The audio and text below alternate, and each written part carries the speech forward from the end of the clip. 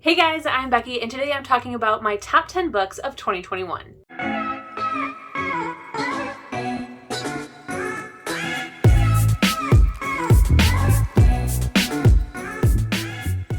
That is right, it is time to talk about my top books of 2021. I feel like this year was a pretty hard year to narrow it down, especially to put in order. So it's a very loose order. But we're gonna start at the bottom and work our way up to number 1. So first, I do have an honorable mention, and that is the Ice Planet Barbarian series by Ruby Dixon. You guys, I truly did not think that I was going to get into this series. I really thought that I would read it as a fun jest, be like, wow, this is strange, I don't like it, call it a day. I think I'm now on book 13 or something. I love them so much. And I really wanted it to end up on my top 10, but it just didn't. So I did want to make sure to do an honorable mention because this is definitely my most read author of the year. It's probably the most books by the same author that I've ever read in one year. And I'm completely obsessed. I love them. I love them so much. So now let's start with our 10th place. Again, very, very loose. These are all amazing books and pretty much all on the same level, but I had to put them in some sort of order. So number 10 is These Hello Vows by Lexi Ryan. This is a book that I really thought I was going to like. I went in feeling like this was going to be a 5-star read, and it totally was. This book was so freaking good. I'm so excited for the next book. I really think that is when things are really going to pick up. And while I love this book, it is number 10 because I enjoyed it, but it just didn't have something to really push it up higher on this list.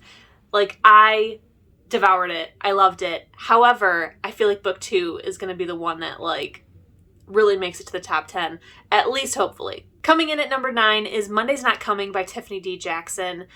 Of course there has to be a Tiffany D. Jackson book somewhere on this list because I love her, and this has become my number 1 favorite Tiffany D. Jackson, at least so far. So this book is very dark. It follows a girl whose best friend has gone missing, and everybody is kind of ignoring the fact. They are giving her poor excuses. Nobody's looking into it. And that's all I will say. It does have a bit of a twist ending.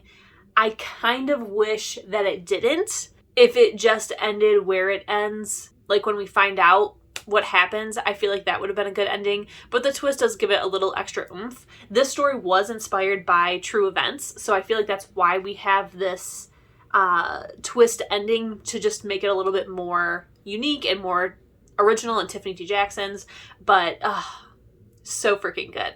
Number 8 is The Witch King by H.E. Edgman. I knew as soon as I heard about this book, as soon as I talked about it in my 2021 most anticipated reads, that I was going to love this book. I was so determined. And when I went into the book, I was like, listen, I know this is going to be excellent, but I need to pretend that it's not going to be, because if I get let down, I will be so upset because of all the representation that's in this book. And did not disappoint. This book was excellent. I highly recommend you pick up every single book that is on this top 10 list, but especially this one. It has such great LGBTQ representation. We have an own voices author, so many cool topics, as well as being an enemies to lovers in a fantasy.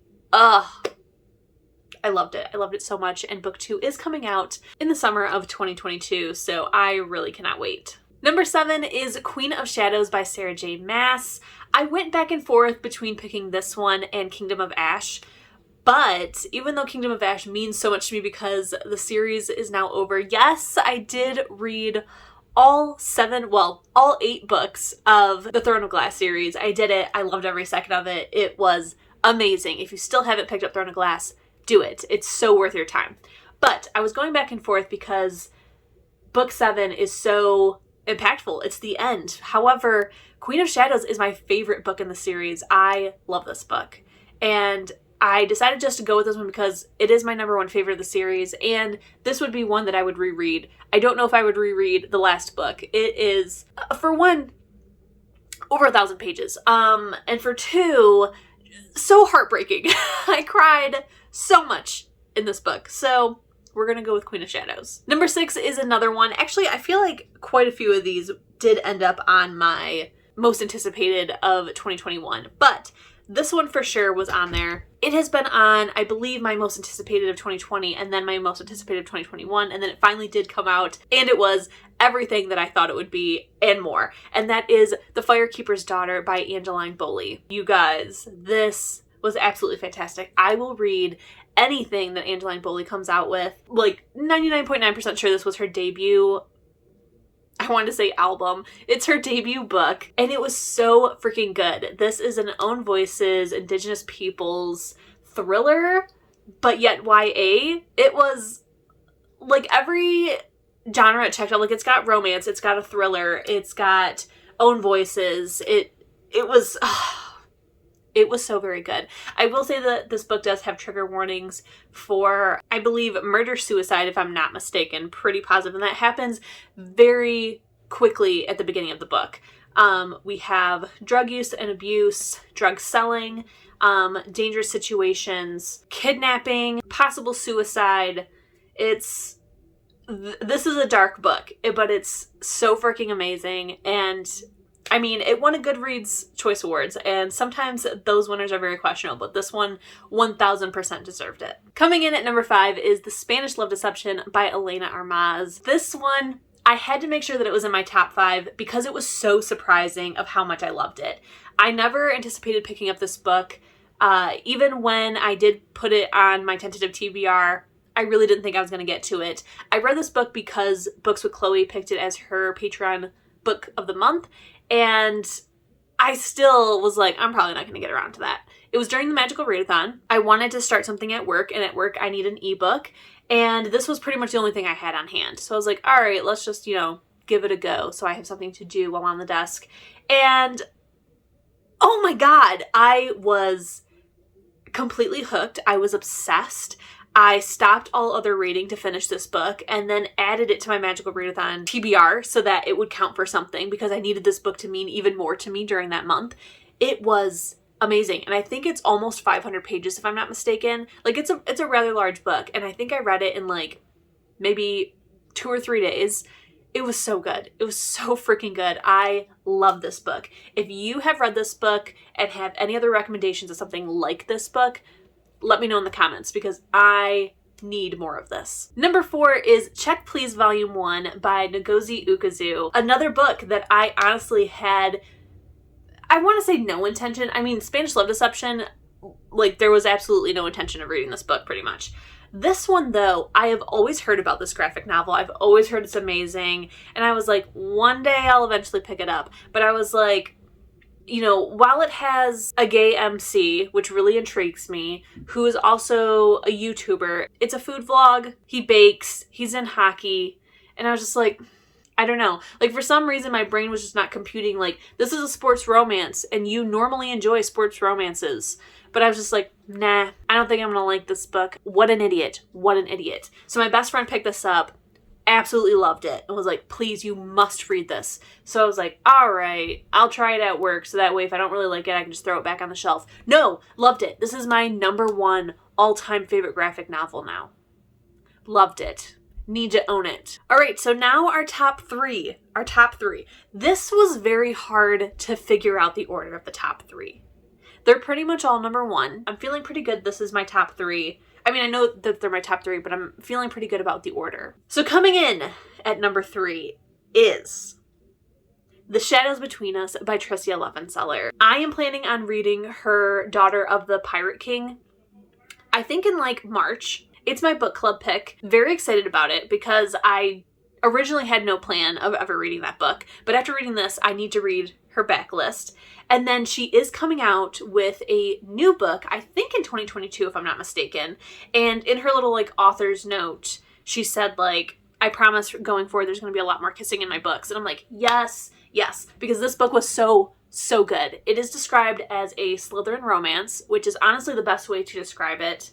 It is enemies to lovers. It is just this, oh my God, she's probably my new all-time favorite character. She's just this badass girl whose intention is, I'm going to kill the king so I can take his throne. But also, I have already murdered. Like, this isn't like somebody's telling her to kill him. Like, she's just like, yeah, I'm going to do it. And I've done it before.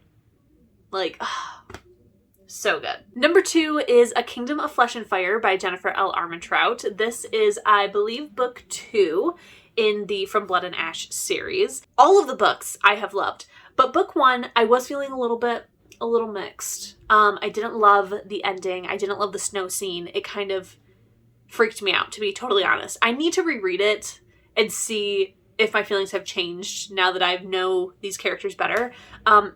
I probably will be fine with the book now. But I picked up book 2 because I'm like, everyone's obsessed with this. I need to just at least keep trying because I trust Jennifer Armentrout. She's my all-time favorite author. I trust her with my life. If she's writing these books, they gotta be good.